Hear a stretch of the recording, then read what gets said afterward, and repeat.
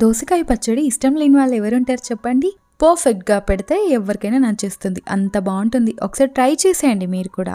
Fry pan తీసుకొని దాంట్లో 2 table స్పూన్ల చొప్పున మెంతులు, ధనియాలు, నువ్వులు వేసేసి 1 టేబుల్ స్పూన్ దాకా ఆవాలు వేసేసి మంచిగా వేయించాలి. ఇవి మంచి స్మెల్ రావడం స్టార్ట్ అయినప్పుడు స్టవ్ ఆఫ్ చేసి పక్కనుంచేయాలి. కంప్లీట్‌గా చల్లారిన తర్వాత పొడి చేసి రెడీగా పెట్టేసుకోండి. 3/4 కేజీ వరకు గట్టిగా ఉండే ఈ దోసకాయల్ని తీసుకొని తొక్కొల్చుకొని అలాగే గింజలు తీసేసి ముక్కలుగా చేసి గిన్నెలోకి తీసేసుకోండి. దాంట్లోకి ఇప్పుడు 1 టీ స్పూన్ దాకా పసుపు, 4 టేబుల్ స్పూన్ల కారం, అలాగే 3 టేబుల్ స్పూన్ల దాకా సాల్ట్, ఇందాక వేయించి పొడి చేసుకున్న ఆ పొడిని ఇందులో వేసేసి మెల్లిగా కలిపేసుకోండి. మనం ఇప్పుడు పోపు పెట్టుకోవాలి. అదే ఫ్రై పాన్ లో 150 ml దాకా ఆయిల్ వేసేసి 1 టీ స్పూన్ చొప్పున ఆవాలు, జీలకర్ర వేసేసి దాంట్లో ఒక 10 నుంచి 15 రెబ్బలు వెల్లుల్లిని కచ్చాపచ్చగా దంచేసుకొని ఫ్రై చేసుకోవాలి. దాన్ని ఇందులో యాడ్ చేసి 2 నిమ్మకాయలని పిండేసుకుంటే నోరూరించే దోసకాయ పచ్చడి రెడీ అయిపోయినట్టే. నచ్చితే ప్లీజ్ లైక్, షేర్, సబ్స్క్రైబ్.